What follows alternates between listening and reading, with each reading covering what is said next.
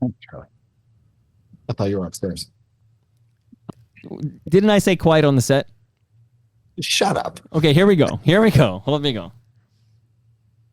Do you have a prediction? What will the score be tomorrow night when Canada faces USA for hockey supremacy in Boston? 3-2 Canada. What up, Mike? Toronto. VK on the beat. Check. I'm in Toronto, where you wanna get a city love. I'm from Toronto, where you wanna get a city love. I'm in Toronto, like we wanna get a city love. My city love me back for my city love. I'm in Toronto. Welcome to episode 1636 of Toronto Mic'd, proudly brought to you by Great Lakes Brewery, a fiercely independent craft brewery who believes in supporting communities, good times, and brewing amazing beer. Order online for free local home delivery in the GTA. Palma Pasta. Enjoy the taste of fresh, homemade Italian pasta and entrees from Palma Pasta in Mississauga and Oakville. RecycleMyElectronics.ca. Committing to our planet's future means properly recycling our electronics of the past. Building Toronto's Skyline, a podcast and book from Nick Iones, sponsored by Fusion Corp Construction Management Inc. And Ridley Funeral Home, pillars of the community since 1921. My original guest today was singer, writer, historian, and storyteller Christine Maitland, and she was confirmed for 11 a.m. this morning. But apparently there was a miscommunication, and she tells me she wrote me to say she can't make it because of a conflict, and she thought my lack of response was because I was pissed at her. Regardless, she's not here, so here's who I have with me because I need to talk about last night. I need to talk about the anthem by FOTM Chantal, Kreviazuk. I need to talk about the game. I need to talk about what it all means. So joining me in the studio, I can reach out and just rough up his hair over here. Yeah, I just gave him a high five, everybody. That's the VP of Sales. I got Tyler Campbell here. Hello. That's the pipes that belong to the VP. But joining me via Zoom are a couple of special guests. Rob Del Mundo is a beloved FOTM. Say hello, Rob. Hey, Mike, thanks for having me, and good to be on board again. It's good to see you, big guy. And also, all the way from North Oshawa, my co-host for Festivus, the man you saw at TMLX 17 at Palma's Kitchen just in late November, Elvis is here. Say hello, Elvis. I'm here under duress. So, Elvis, you don't have much time. So I'm going to get to it. I'm going to play some audio. Okay, we actually have the man I know as Heyref. He's going to join us. He's joining us in progress. I have an open Zoom, and I threw it into the FOTM chat. So I don't know who's going to join us. I'm glad you're here, Rob. I'm glad you're here, Elvis. I'm glad Heyref is here. He knows his hockey. I'm going to play some audio. I'm going to tell you how I feel about it, and then we'll go straight to Elvis because he only has 10 minutes. We'll get his take on the anthem, and then everyone who sticks around, VP has to be here. He's in the basement. We're going to talk about the game and more. So let's listen to this audio from last night. Oh, Canada, terre nos alliés, true patriot love that only us command. With glowing hearts we see thee rise, the true north strong and free.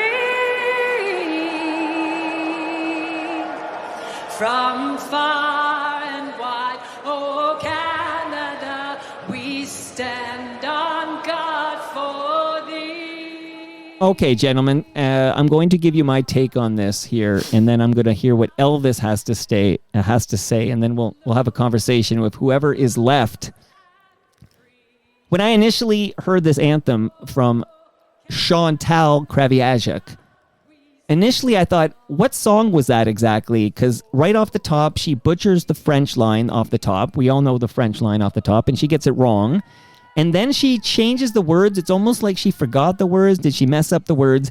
And then the tune changes on you when she breaks into True North, Strong and Free. So there were these three things early in that anthem that kind of throw you off, like, what's she doing? Like, what's going on? So initially, I'm like, what the hell was that? And then you sort of hear from her and you simmers with you. So here's what I want to say, and then I want to hear from Elvis and everybody else. But I'm going to give her a pass. She's not a French speaker. She's from Winnipeg, okay? She butchered that French line because she's a human being who messed up in a big moment, and she's probably nervous about what she's about to do because written on her hand are the words that only us command. So she comes out of the gate with the broken French, and I'm going to give her the pass, human being, human error. But then she changes that lyric because she's making a statement on this big stage. She's making a statement that only us command. Canada is a sovereign nation, an independent nation. Canada belongs to Canadians. Donald Trump, get the fuck out of here. Like, she's making this statement on a big stage. So I kind of like the fact she did something because Gretzky and everybody else, they're saying nothing. And here's a woman who's saying something. And I got mad respect for that. And then the tune change, as I review the audio, is basically she wants to bring out to the forefront the words True North, Strong and Free. Okay? She's emphasizing Canada is a free country. We're not the 51st state. That's not open for discussion. So this is a woman, a talented woman who I spent, yes, everybody knows I spent some time with her. I witnessed her last summer defend a postal employee from a road rager. She got in the line of fire and protected this woman, and I witnessed it with my own eyes. So I bring bias to the table, but I'm just glad she had the courage to say something when so few are saying anything. So many are saying absolutely nothing. Elvis, I'm going to you first before you leave the Zoom. What did you think of Chantal's anthem last night? So before I say what I'm going to say, lest anyone think that I have a problem with her changing the lyrics, I actually have no problem with that. However, there's a big difference between what she did and what Julie Black did at I think it was a Raptor game, when she changed the lyric to from our home and native land to our home on native land as a form of protest as it relates to the residential school scandal here in Canada. The big difference between those two anthems is that she actually was able to sing the anthem. Chantal's a professional singer last time I checked, regardless of what you think of her shitty songs. And she just couldn't carry a tune. She couldn't sing a song. She was an embarrassment. It was a world stage game. Everything was riding on this from the perspective of Canadians wanting to beat the Americans. I'm fine with her making a political statement if she wants to choose that, but she lost any sort of significance or meaning when she completely butchered the anthem. First of all, it's not a song, it's an anthem. And two, like, just sing the fucking anthem. Like, she didn't even get it right. Even if she didn't change the words, it was horrible. It was brutal, just embarrassing, and typical of that particular family because they're just a bunch of boneheads. All right, Elvis, tell us how you really feel. Okay, don't hold back this time. Whatever. I can't wait. Get her on here, and let's have her explain what went through her head to try and imagine that this was, you know what I actually would have even appreciated more so. Other people have made this excuse for her, which I can actually kind of buy, but I didn't hear her make this excuse. And maybe it wasn't an issue, but it was incredibly loud. She probably couldn't hear herself, and you probably don't like to sing in front of a whole bunch of people who are booing you. Totally get that. If she just came out and said, I got flustered because, Bostonians were all over me, I could appreciate that. But man, she blew it. Totally blew it. But you do know, because I know you, Elvis, you don't miss the Toronto Mic'd episode. You heard her on Toronto Mic'd. She broke into song several times, and I'm glad Rob Del Mundo's on the Zoom because there's a big fan. But she can sing, you know that. You know she's a great singer. She's a professional singer, yes. You weren't booing her when she was singing. I wasn't. Yes. No, me in the Mike wasn't basement. booing her in Okay. the basement. So I'm going to read a statement from Chantal, and then I want to hear from VP and Rob Del Mundo, and then we're going to get back to you, Elvis. Please give me like a 60-second warning before you tap out of the Zoom here. But these are Chantal's words, okay? I am sorry if my performance of our national anthem rubbed you the wrong way. if I was a little off pitch or if it wasn't perfect in its tone. I am sorry if I messed up the French line I inserted to bring some balance to our nation's history without losing those words glorious and free in English. I am sorry if you think that we'd be better off annexed. Here is the thing. Art, to me, is an expression of our truth. And in this very peculiar and potentially consequential moment, I truly believe that we must stand up, use our voices, and try to protect ourselves. No, we should express our outrage in the face of any abuses of power. I was raised in part by music that was inspired by brave voices committed to peaceful conflict resolution. Canada, not unlike Ukraine, is a sovereign nation, period. We have a culture individual to others. We are united in our values. We care. We're kind. We are strong. Rob Del Mondo, what did you think of Chantal's anthem last night? Yeah, so to echo the point, it's not too much different from what Elvis was saying. I mean, the key difference is I'm a huge fan of her music, and of course he's not, and that's fine. We all like what we like, right? But in terms of the performance, as soon as she butchered the first French word, as you were saying, I think you said in the chat, my 8-year-old. Well, my 8-year-old's in French immersion, and she knows that's not how it goes. Recognize that right away. So as much of a fan as I have over music, I've seen her 8 or 10 times in concert. She called me by my first name at the most recent meet and greet, but I cannot defend the performance of the anthem. In terms of and especially the key change, and free, I know she's trying to accentuate. She was trying to emphasize that line, so she did, change the tune for that line to kind of bring it to the forefront, so the Americans in attendance can hear it. Yeah, and I'm a big proponent of, as Elvis was saying, just sing the song. This isn't the first instance. My Twitter feed, in my own personal feed, is flooded with me just being the vocal critic at home on my couch.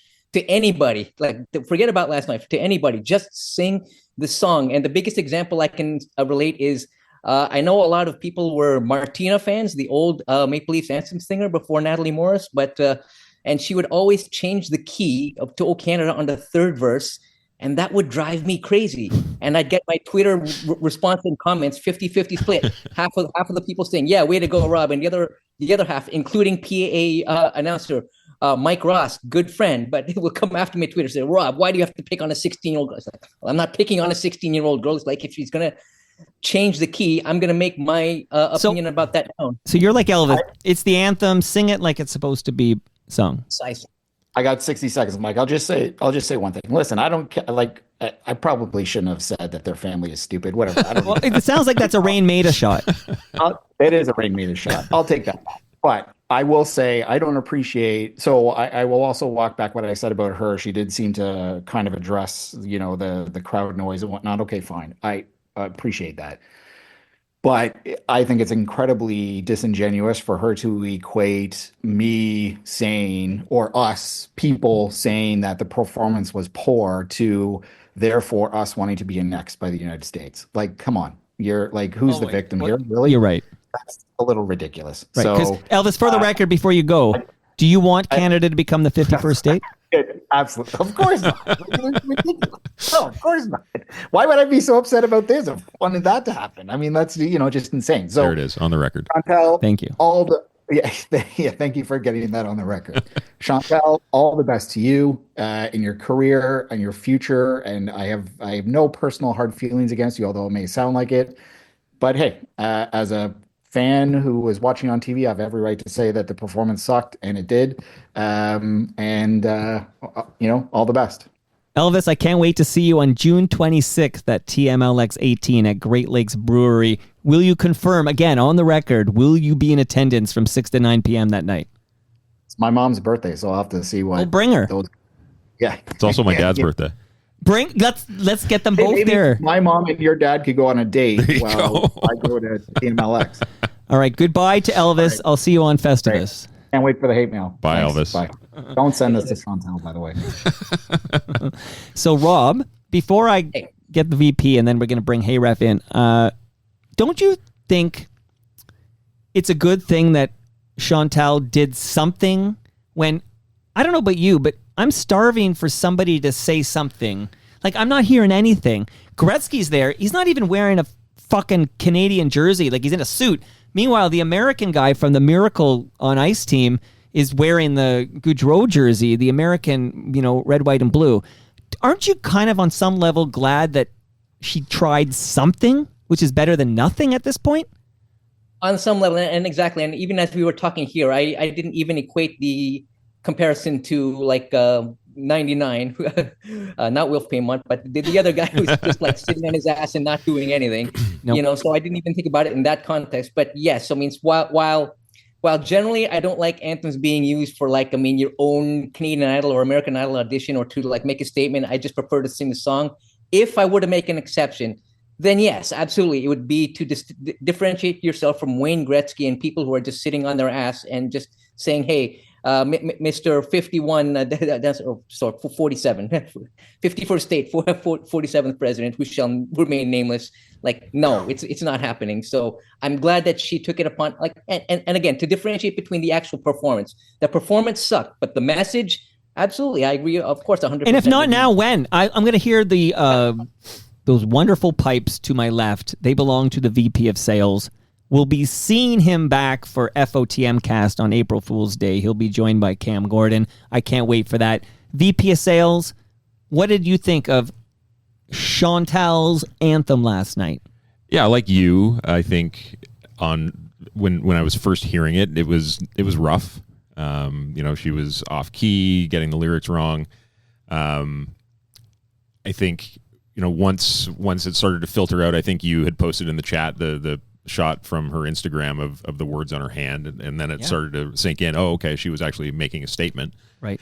I don't think the message, or I don't think the delivery of the message has to be perfect in order for it to make an impact.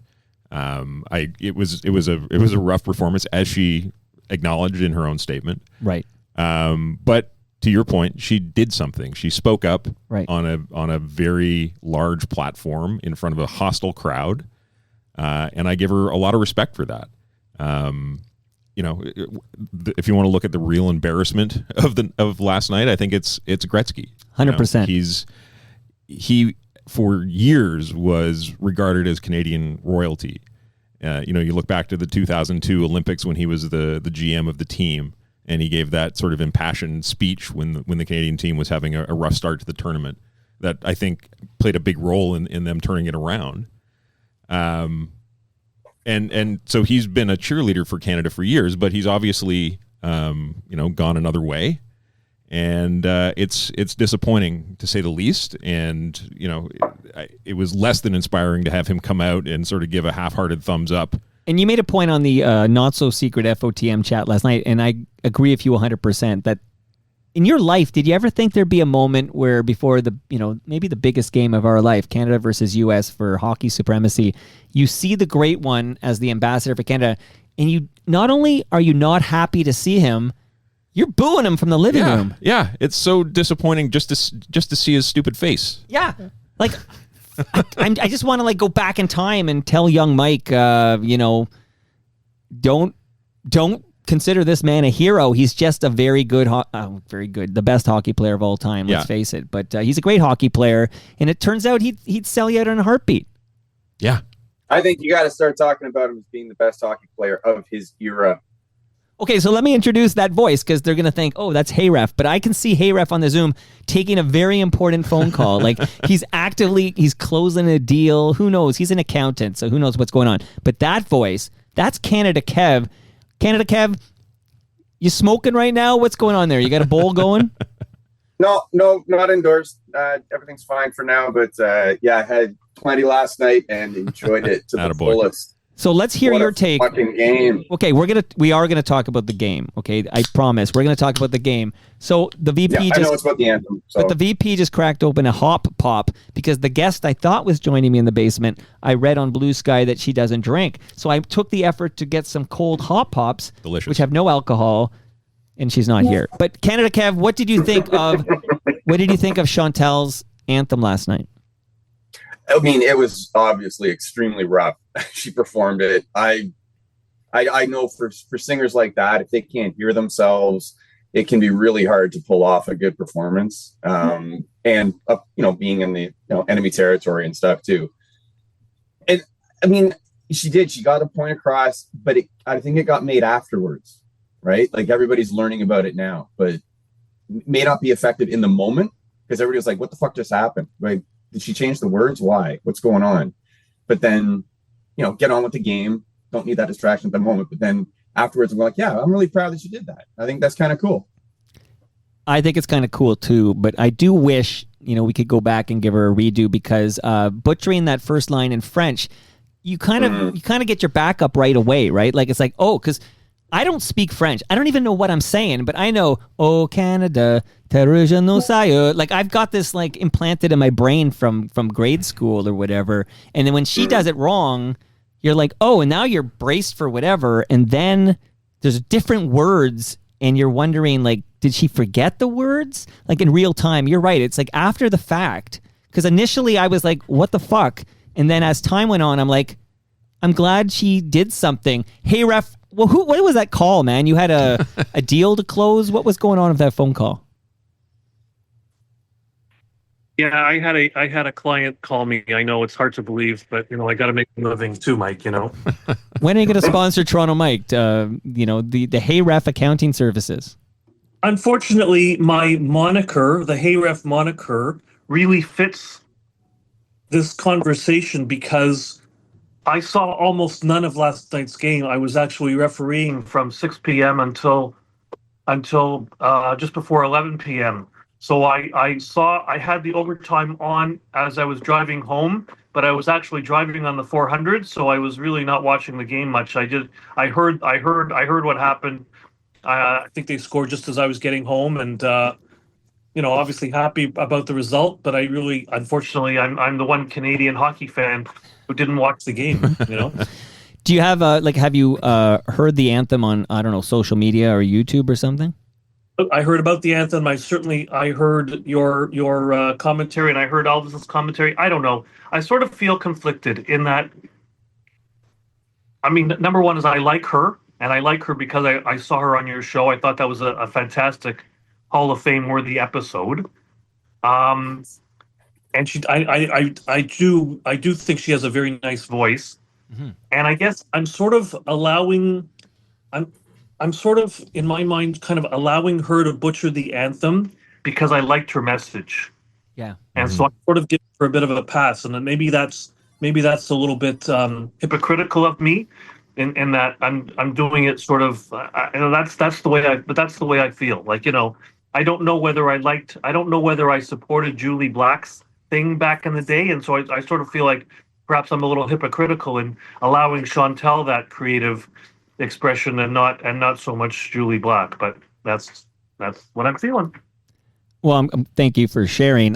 We're on similar sentiments, which is like I wish she had nailed it because I know she is a great singer, and I have a lot of respect for her because of the same reason, which is I spent time with her that you watched, and again afterwards I saw her, like Superman or something. She saw a postal woman in distress, and she just ran to the scene and protected her from a road rager, and I witnessed all that. Took a little video, but I have a lot of time for her, a lot of respect for her. I think she's extremely talented. She's a great singer, and I think her heart was in the right place last night.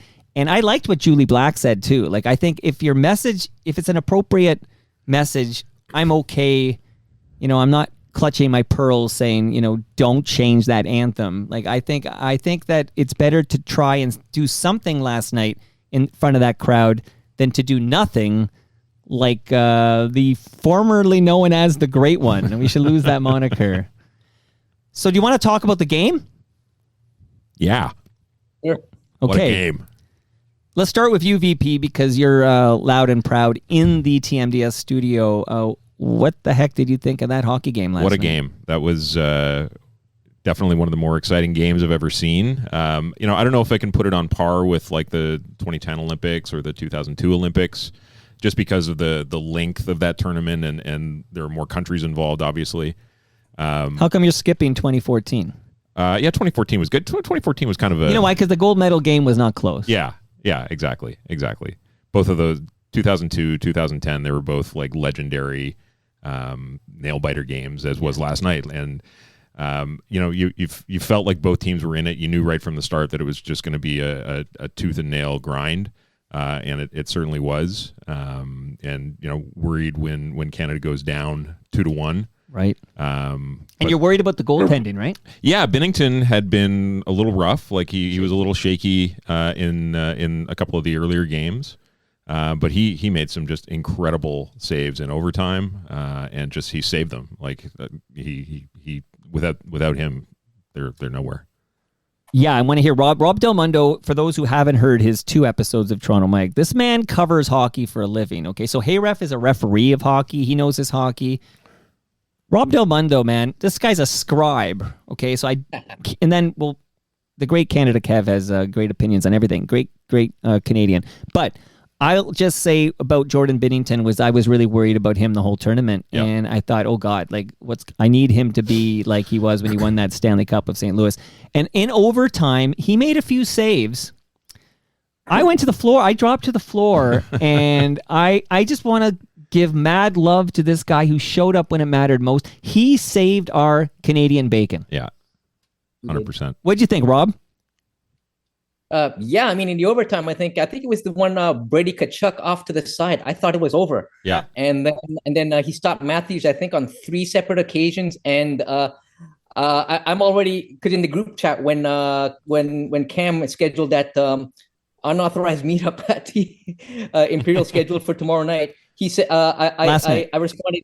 I responded in the chat. This was in January. I predict Matthews to score the winner in overtime. That was back in January. So it's okay. Well, if that happens and United States wins, but then at least I'd have that feather in my cap. But no, all kidding aside. Well, for those who don't know, though, because most listeners aren't in the WhatsApp chat, right? So, but we should point out that Cam Gordon did schedule, and not a TMLX event, okay? So Michael Lang didn't have to be there, okay? But it was like a gathering at the Imperial Pub on February 20th, like that evening. And I said to him, very clear, I said, listen, if Canada makes the final, and it was close because Sweden won that game in regulation. Like if we go to overtime and beat the Finns, we're not in that final game, right? But I said, if Canada makes the finals, respectfully, I will not be at the Imperial Pub because I have a 10-year-old who I promise can stay up for the game, and I ain't bringing him to the Imperial Pub at 11:30 during the game. So yeah, we had to put a kibosh that event. But you mentioned Brady Tkachuk. Canada Kev. Oh, yeah. Talk to me about the Tkachuks. Like, I'm glad fucking Tkachuk rhyme. Like, fuck the Tkachuks. Yeah. Well, and it just, in some ways, just seeing them, it takes me back because I, of course, remember their dad who, like, when they say the apple doesn't fall far from the tree, man, that family. Talk about clones. And it was funny because, I think it was last week I heard an interview with the 2 Tkachuk brothers, and they actually seem like quite, nice guys. Brady more so than the other one, but once that puck drops the ice, man, I'm sorry, they are pure evil. Well, that Saturday night with the 3 fights in 9 seconds, I'm like, okay, we're playing U.S. But I don't Goon know style. If you notice, like on the first shift last night, Tkachuk got dropped to the ice, just pushed down, like he was a pushover last night. I mean, dangerous with the puck at the end, but he was not playing on 100%, and I'm okay with that. I find Brady has the more punchable face. Oh, 100%. 100%. It's more squishy. It wouldn't hurt your hand as much. So we're gonna wait for Gare Joyce to join before we dive into the overtime winner. So we're gonna break down the overtime winner by Connor McDavid. But I'll say the Binnington in overtime, mad props. I know Gare Joyce was really sour on Binnington. I think before the game he was saying, I think it was unfairly, deeply. It's so easy to pin things on a goalie. Yeah. And I'm a parent of a goalie daughter who played rep hockey for many years and suffered through a lot. But I'm sorry, he kept the goals to under 3 goals a game. Right. Did he not? He did. He had a couple of softies, but like that's going to happen, as far as right? you can keep it to 300, and you're going to have a shaky one here and there. Yeah.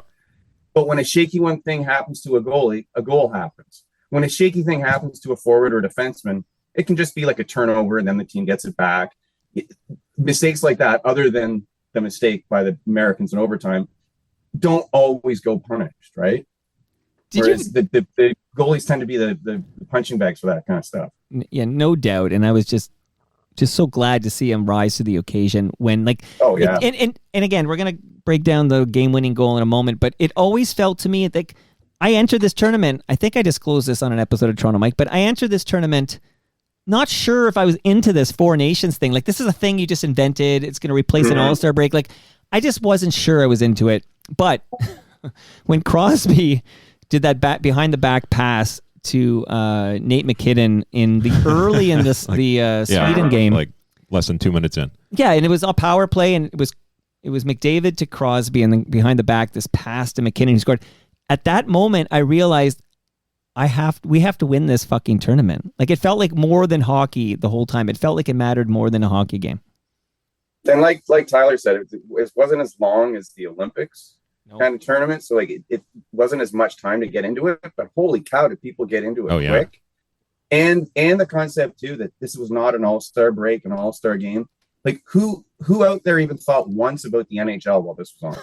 Yeah, that's a great point. I didn't think about one NHL team while this was on. Like, yeah, what does it mean for the Leafs? All those countries, like in such a short time.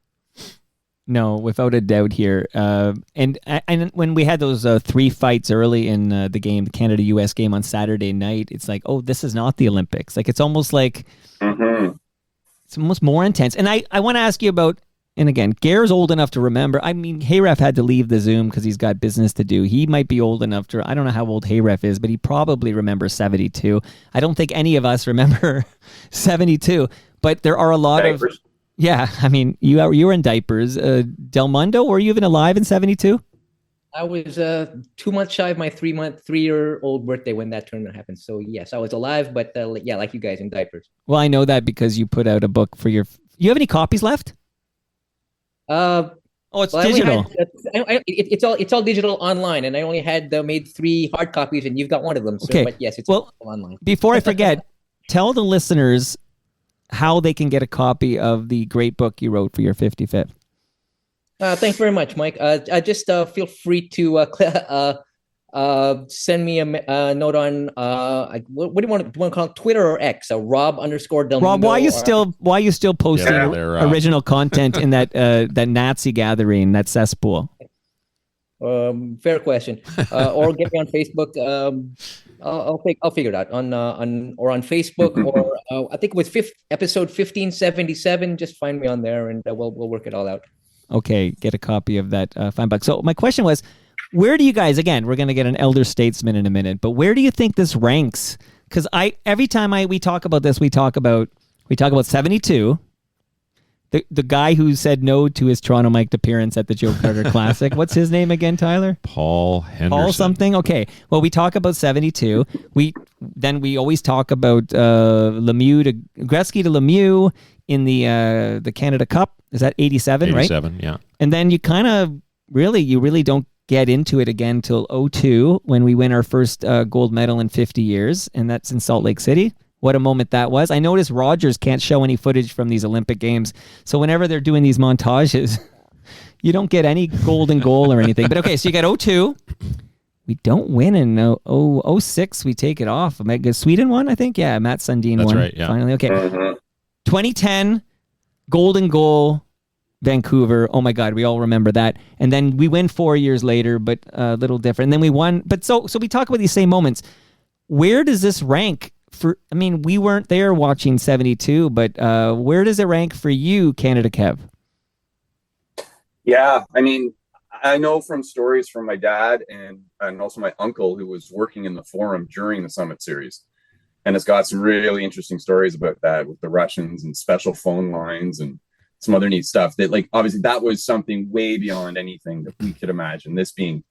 However, with the input by that orange shit gibbon south of the border, it really did amp things up, and it amped it up fast, which I think makes it more than any of the other series other than 72. And, bringing the political side of it, as much as they say it didn't make a difference, I think it made all the difference in the world. And I put it right up there. That was intense. I'll never forget last night, who was with me and where I was. Like, it's awesome. especially because earlier in the day on something called Truth Social, I wouldn't know. I'm definitely not there, but someone screen capped it on Blue Sky for me. But Trump, like a dog with a bone in his mouth, like he did more of the maybe sooner rather than later they will be our wonderful 51st state. And I just wish that guy would fuck right off. And just the insult, not insult, but like just the disrespect and continually calling Trudeau governor and stuff like that. But inviting that's the other Trudeau. thing I'm really proud of too is Justin Trudeau. Whether people hate him or like him, this is the other thing. To see our leader, react in real time and with such pride and joy, like all of us are at the exact same time, was something to see too. I really enjoyed that. I echo that sentiment. VP. Yes, sir. I know you weren't at the 72 Summit Series because there. you and I were born in the same calendar year. That's but right. Where do you think this ranks? Yeah, I mean, not being able to fully appreciate the enormity of 72, I think that sort of stands on its own. But based on what we've seen in our lifetimes, I think it's up there with 87 and 2010 and 2002. Like I think 2010 stands out obviously just because it was the golden goal and it was and it was on Canadian soil, so it was just a monumental thing. But for the whole they were country. our closest ally in 2010. That's right. That's how long ago that was, Tom. Yeah, I know. And now don't they feel like they don't feel like they're an ally at all? They feel like the enemy. Yeah. So I think that this is certainly the most political game since 72. And for that reason, it probably is, if not at the same level as 72, it's pretty close. It's one or the other. And again, I'm waiting. Gare said he'd join this at noon, and it's now 12:07. So he's the second guest who, second Buffy to bail today. But Rob, where do you think this ranks? For me personally, I'm not old enough for 72, but for sure, 87 and 2010 are up there. I would put this like kind of on a slightly lower tier, like maybe around with Salt Lake, and I'll tell you why. It's just I think we're all like basking in the glow, all Canadians, and you have to factor into it a bit of recency bias. Maybe not now, but a year from now, when the Olympics are going to happen in 2026. I mean, we're going to remember where we were now because of McDavid and the politicization and everything. But then, like, to be fair, this was like as everyone was saying, a kind of a manufactured tournament with only 4 nations. One year from now, when it's a true Olympics and it's truly on the world stage, then whatever happens in that game is going to usurp what we're feeling today. And that's my take. I mean, I remember Roger had me on, FOTM Roger Lajoie had me on back in December to talk about the forthcoming tournament. And I said to Roger at the time, well, I don't know if anybody remembers where they were in these manufactured tournaments, like the 2000 World Cup of Hockey, Shane Doan scoring, or Canada beating Team Europe in 2016, Brad Marchand. Not necessarily a where were you moment. Yeah. And I was skeptical, like many people going into this one. But then, when the puck was dropped, as you guys were all saying, Canada, Sweden, behind the back pass, first best on best in 9 years. And of course, when I made the statement to Roger, I didn't know that the orangutan down south was going to declare annex our country. So with that all politicization charge, then yes, I would put it up to where I would think right around Salt Lake. Now, will I feel that way a year from now? Well, like I said, I mean, we'll see what happens in the Olympics. We'll see what happens geopolitically, right? We have no idea. Yeah. But because who saw this coming? But I finally, somebody who might remember the 1972 Summit Series. Gare Joyce, can you hear us? I can. Where Can you does... hear me? Yeah, we can hear you loud and clear. Where does... In a moment, we're going to actually break down... Actually, we'll get more of your takes in a moment since you're joining us late. But now I'm wondering if you could share with us where you think this ranks in the pantheon of Canadian hockey victories. It's not 72 and it's not 2010. Is it on a scale of 2002, 2014? I put it in that range for sure. I think it might be a little sweeter given the political climate. So yeah, not 72, not 2010. Nearest thing to. Can you share with us how you felt about Chantal's "O Canada" last night? Oh boy, I gave my head a shake. I didn't know that it was her. I hadn't been tracking our conversations, mentioning a friend of Toronto Mike as the chanteuse. I think it's kind of ballsy, but to take liberties with an anthem, so long as it's your own, I guess. And she read the room and did her thing. And I don't know that she'll get invited back. But I don't know that that was a concern for her. Listen, it was hard to listen to, even if she stuck to the script. I don't know that it was a flattering performance. The intent, I think, it will stand the test of time better than the actual performance. How's that? If I skated around that. Speaking of skating, okay, so as a segue to talk about the overtime winner, Gare, give us your take on the game, and then close with the Connor McDavid overtime goal and a brilliant, I mean, we're going to all speak to this, I'm sure, but a brilliant pass by our very own Mitch Marner. So give us your take on the game, and then we'll go around the horn and talk about the winning goal, and then we'll say goodbye on this special impromptu episode of Toronto Mic'd. Sure.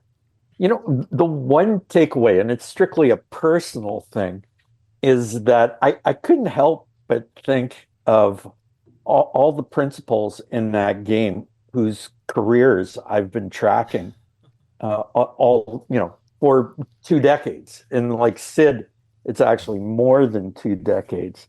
But like I met McKinnon before Crosby did. Nathan, I met like when he was 13, 14, and Sid before he played a junior game. And McDavid, God, I remember, him getting back to his house after class before his draft year, and his dad being as sick as a dog on the couch. So it was kind of weird to see all this coming together in just a huge hockey moment. I thought the game was like kind of breathtaking to watch, and the play was elite. But just everything around it, all the background noise and the run up. The downside to me was seeing Gretzky come out for the puck drop before. I just wanted to toss when I saw that. Yeah, that was really hard to take. Like it would have been like bringing Trump on the ice. Yeah, who'd have thought that we'd equate seeing Gretzky to seeing But Trump? who decided, like, who read the room and said, yeah, let's put the great one out there as the ambassador? Because remember in Montreal when they brought out Mario Lemieux, That was fantastic. our hearts filled with this warmth and, oh my God, the magnificent one, Mario. And this time it was like, I think we were all booing 99. Wasn't he named like the honorary captain prior to the event starting? Or was it just announced last night? I didn't know it till he was there. Like Yeah. when I heard it announced, I didn't get a heads up Gretzky would be there. But Yeah. who decided? Because I noticed. Remember all those like sports betting ads of Gretzky that they seem to have been pulled. Like I didn't see any. Like they said, let's pause the Gretzky ads. Well, we're not allowed to have celebrities and whatnot in betting ads. Well, tell that to and Jamie athletes. Foxx. Well, that's when you're watching an American broadcast. You sure? Okay. Well, you're the This is expert. actually what I do. I did read that. Broadcast, it's fair game. I mean, we have McDavid and Gretzky in ads, in betting ads in Canada. In the States, a different deal. But that's a league production. Yeah. Right. And in conjunction with the PA, that would have been their call and done in advance. What was a dumb call? It's insane. I mean, I think it's for lack of Canadian content in the head office of the league in Manhattan. If there had been a Canadian in the room when that decision was made, that decision would not have been made. Yeah. Maybe a Phil Esposito or something, right? And we can remember his speech in 72. Yeah. Not bright enough, is what I'd say. If he had a bright Canadian. But I saw video of Gretzky in the Canadian room before the game announcing the lineup, and I'd seen the U.S. Team. They had Charlie McAvoy read out the lineup, and it was so emotional because he so badly wanted to be in the game, but he was hurt. And the team all kind of gathered around him and hugged him. And then you see Gretzky in there like a fucking dead fish just reading out the names, and then the team sort of politely tapping their sticks on the floor. Like, what a disgrace. If Gretzky were sharp enough and self-aware enough, he'd have known not to be there. Like this isn't my time. Let someone else in on that, or at least wear the jersey. Like put a maple leaf on your chest or something. Like have some sense. Hell, he doesn't even pick up his Order of Canadas for like over a decade. Yeah, exactly. Like doesn't care. Where's Sakic? Where's Iginla? Like, let's get these guys in there. Yeah, proud Iggy. former Canadian. Iggy would have been perfect, actually, and I think of it. Okay, Gare, give us your take on the game-winning goal, and then we're going to go Kanada Kev, Rob Del Mundo, VP of Sales, and then I'll close it out. And I thank you all for this emergency session. And thank you to Elvis, who took 10 minutes of his busy North Oshawa life to tell us he hates Chantal's family. Okay, Gare. What I would say that you could make a strong case for Mitch being the most valuable player in that game. I mean, it was an amazing setup, clear-eyed and timely. How McDavid got that open, that's not a question for me. That's a question for Austin Matthews. It kind of brought back a little a memory of Vancouver in 2010. Wasn't exactly like Sid crashing the net. McDavid had time and space. He just had to stand there. He didn't have to go anywhere. So yeah, a bit of a throwback in that way. Wonderful way for Marner to wind up his tournament. Between that and the 2 assists last night. And by the way, before overtime, I thought Canada's best player had been Sam Bennett. I mean, he should be on a postage stamp. He was fantastic. Yeah. I think that I think it's a nice not that Marner needs an ego boost or stroke or anything like that, but it sets this stretch run for the Leafs in a nice way. Although we'll see how healthy Matthews is at the end of this.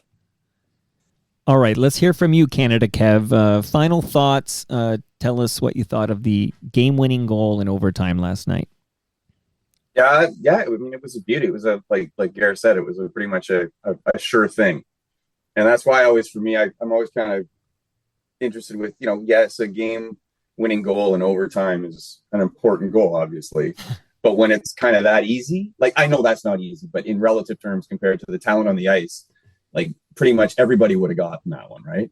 I don't know. I feel like that shot by McDavid was, top shelf by the greatest player in the game. Yeah, he nailed it in. But yeah, that's why I would have given it to Bennington. But that's just me being a goalie dad. The thing I was really surprised with too, like Gary said as well, with it being such elite talent, like both teams on the ice for the whole game. And I know it doesn't relate as well on television, but the speed, it was relentless. Like there was no okay, that was a fast first period, now a really lame and slow counteractive productive second period, and then saying it was nonstop, relentless, and NHL size rinks. This is not Olympic size rink. Yeah, that helps a lot. And also too, the bit with Marner, like when Mitch Marner can kind of be seen as an afterthought with the plays like he had last night and the setups, and it just goes to show how talented the team was. Just incredible, and how they adjusted their game compared to the way they played the first game. Right. Because they really were boxed out in the offensive zone throughout that first game, and they couldn't get inside to get those shots off. And look where the goals came from last night. The one thing I'd add to that is that, space was so hard to come by last night. And if there's one thing that Mitch can do, it's find time and make space. And he runs the clock a little on the cycle, and I think that was maybe more the first goal than the second goal. But boy, I mean, he didn't have to on the second one. I was a little bit surprised that somehow the Rat didn't get somehow into the play a bit more, or make some sort of impactful play. Well, he's 36 years old, right?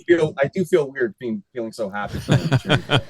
Him, Doughty, and Crosby are the old threesome there. That's right. Oh. So, here's one with the political side of things. Yes, please. And the heat raised from that. And as much as it was prevalent last night, I don't think I had the hate on as much as I did in Vancouver, now that I reflect on it, because I'm reminded not so much of the men's game, but of the women's game, and Haley Wickenheiser at the end of that, and her speech. And if nobody has ever heard Haley Wickenheiser after winning the gold medal in Vancouver being interviewed, you got to look it up. Oh yeah, she asks the Americans if they want her to sign the flag. The flag that they were stepping on in the dressing room. And she's so full of emotion too. And that just led right into that men's game. It was so exciting. Rob Del Mundo, thoughts on the game-winning goal, and then your final thoughts on what happened last night. Thoughts on the game-winning goal in just 10 seconds. Haley's speech was actually after Salt Lake, not Vancouver. Yeah. But, sorry. Oh, no problem. Still a great speech, right, Canada? Kev? Looney under the ice. I wanted to know if they want us to sign it, sweat pouring down, and do we have Don Cherry and Terry Liable right there. But yeah, absolutely. Hold on, go ahead, Kev. We had over chatter there. What'd you say?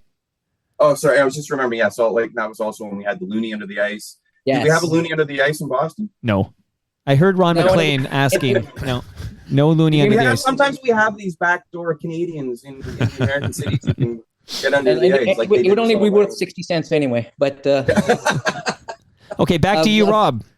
Yeah, so in terms of the goal, I mean, I guess for myself, like apart from what everyone else has already said, like I mean, a great moment, a great flyby by Matthews there. What's he doing? And a great pass by Marner. But in a way that sports seems to write the next chapter, I'm just so interested in to see whether or not this takes Connor McDavid to the next step, because he was MVP in the playoffs last year, but Florida held him off the score sheet in both Game 6 and Game 7. So Connor had to wear that for a while. And in terms of symmetry, I think of Mario scoring that goal in '87, and that was his sort of coming out party on the next stage. And he would eventually, it took him 4 or 5 years after that to lead him to 2 more Stanley Cups. And Sid in Vancouver, okay, like he'd won a cup already by that point, but at the same time, it's not. It was more of an iconic moment. But in terms of, here we are 15 years later, and it's the best player in the world at that time. Mario in '87, Sid in 2010, and Connor McDavid today, scoring at the right moment. So I'm curious to see whether this momentum takes Connor over the hump in terms of, like, I mean, he was so close leading the Oilers last year. Won the Conn Smythe Trophy, didn't give a damn about that, but whether or not it leads him to the promised land and gets to that next level. Okay, the mic goes to the VP of Sales, Tyler Campbell. Thank you, sir. Yes. I like it when you call me sir. Just trying to be respectful. Yeah, I mean, I'll echo Gare in just saying how happy I was for Mitch Marner and what a great tournament he had. The overtime winner against Sweden was really sweet, and those 2 assists last night were just vintage Marner. So it was great to see. He's taken a lot of shit in Toronto for a long time. He's kind of been the designated whipping boy for the Leafs' failures in the playoffs, and certainly he's struggled, but it's definitely not all on him. So I hope that this kind of gives him a bit of a boost in terms of coming back to the Leafs and having some success in the playoffs. Otherwise, the game was just spectacular. That winning goal, to Rob's point, like it's amazing how these great players manage to just step up to center stage at the right time. And it's inspiring to see. It's exciting to see, and I loved every second of that game last night. Hook it right to my veins. And again, I played this as the cold open, but it's only 10 seconds, so I'm going to play it again. Do you have a prediction? What will the score be tomorrow night when Canada faces USA for hockey supremacy in Boston? 3-2 Canada. So Marcy Ian did nail the score. Now, she had the wrong, she thought it'd be a regulation win, and she thought Crosby would get the game-winning goal. But I decided not to excerpt that part. But shout out to Marcy Ian, who did call the final score there. So my thoughts are, I'm going to just echo something VP just said about Mitch Marner, because I was the guy who was whipping him, okay? So, as you know, I'm a big Leaf fan. Are we all Leaf fans on this Zoom right now? No. No. Gare, do you have a team? No. Okay, so that's your journalistic like asking integrity. a doctor his favorite body part, okay? Well, the urologist told me his, okay. Canada Kev, you're a Leaf fan? Yes. Okay. Sadly. And Rob, I know you're also a journalist. Are you allowed to answer this question? You a Leaf fan? Yeah, it's the team that I cover, and if they win the Stanley Cup, yes or no, Rob? Answer the question. So Tyler and I, we're bleeding blue and white in this basement right now. Okay, Yeah. Lifelong Leaf fans. Even though you were born in Hamilton, I was, but I come from a long line of Leaf fans. My grandparents had seasons tickets, so my mother was a Mutter. My father was a Mutter. Okay. Because of several playoffs in a row, I've been disappointed. I mean, the Leafs have had disappointing playoffs for 20 years. I mean, really longer. I don't know when Pat Quinn was okay, long time. But Marner, Before the Summit Series. right? I'm not a journalist. I don't analyze the games like Gare Joyce and Rob Del Mundo. But Marner seems to disappear in the playoffs, and when we need him most, sometimes I don't even notice him out there. Like, this is just stupid Mike in his basement here telling you that.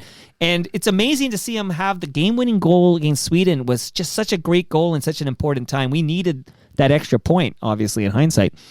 But also that the passes last night, and that pass in overtime, his pass, I've watched it over and over again. What a sublime pass from Mitch Marner, former whipping boy. But now I'm just saying, Mitch, I know you're a Etobicoke guy on Eden Bridge there listening to Toronto Mike right now. All is forgiven. I said to Monica last night, I said, I will sacrifice a Leafs Stanley Cup for a win tonight. And I meant it. Am I nuts? you're not nuts. I felt I the can same go way. the rest. I've never seen the Leafs win a Stanley Cup. I'm comfortable with it. I can go long with that, but I said, I want to win this game. It just felt bigger than sports. Felt like it was more important than sports. But I'm just saying sorry, and all is forgiven to Mitch Marner. What a pass. And Connor McDavid, the greatest player in the game. And it was a patching of the torch of sorts, because you're right, like I think Del Mundo said, but Crosby was the best player in the game in 2010, and he showed it. And McDavid is the best player in the game. Nobody, just the skill, I'm always in awe of that skill. What a great shot. I think the puck's on his stick, but he has to execute, and he put it in the perfect spot. And there you go. I just want to say thank you to Team Canada for giving me such joy last night. My daughter, who doesn't give a fuck about hockey, I never saw someone say that before. Nope.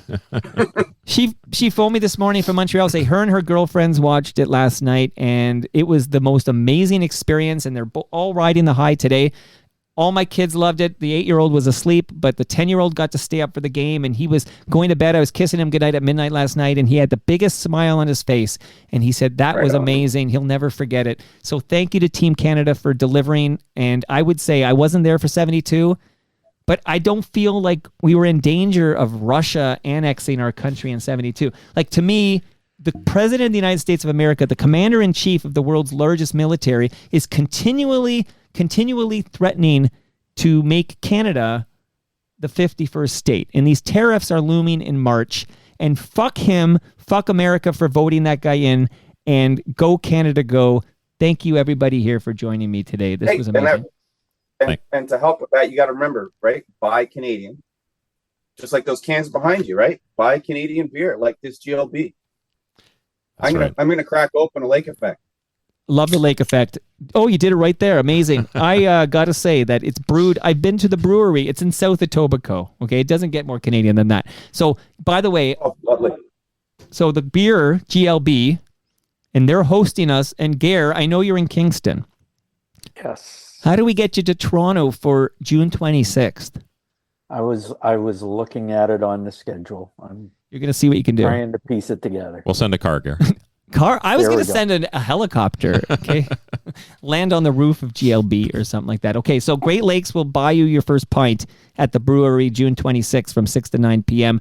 Rob, I hope to see you there. But Palma Pasta is going to feed us, and I just want to say thank you to Palma for that. Brad Jones from Ridley Funeral Home, he'll be there. You know, I say measuring tapes for everybody. And Nick Iones, I hope he's there because he's a proud new sponsor of the program. He called during this recording, and I'll have to give him a shout later. But he's with Fusion Corp Developments, Inc., and he's got a great podcast called Life's... Brad Jones's podcast is called Life's Undertaking, and Nick Iones' podcast is called Building Toronto's Skyline. And, of course, recyclemyelectronics.ca. That's where you go if you have old electronics, old cables. You don't throw that out. You go to recyclemyelectronics.ca, find out where you drop it off to be properly recycled. My goodness gracious. Thank you so much to Gare Joyce, the legend. Thanks for doing this, Gare. Thank you. Thanks for having me, bud. And thanks to Kanada Kev. We love Kanada Kev. Hey, thanks for having me. And thanks to FOTM Rob Del Mundo. Rob, thanks for joining us today. Cheers. This is a lot of fun, guys. And the man, like literally, I had another guest here. It was like, I don't know what it was, 11:15. My guest is not arriving. I'm like, I need to talk about the game last night with somebody. I literally called the VP here and I said, you're in Mimico. Would you cross the border and visit me in New Toronto? In 5 minutes later, you were at the door. So VP of Sales, you're the real MVP. Always a pleasure. And that brings us to the end of our 1,636th show. Go to torontomike.com for all your Toronto Mike needs. Much love to all who made this possible. That's Great Lakes Brewery, Palma Pasta, or Palma Pasta if you prefer, recyclemyelectronics.ca, Building Toronto Skyline, and Ridley Funeral Home. See you all Monday. Monday. Double header, believe it or not, because I have a gentleman named Bruce Davis dropping by, and he's going to talk about the proposed shelter at 6th and Lakeshore in New Toronto. That's a hyper-local episode. Maybe you can listen from Mimico there, VP. But Amin Bhatia, the man's performance is on Michael Jackson's Thriller. And he's had the most amazing career. And he did these promotional audio for CFNY in the 90s that I loved. And we're going to talk about all that. That's Monday. See you all then!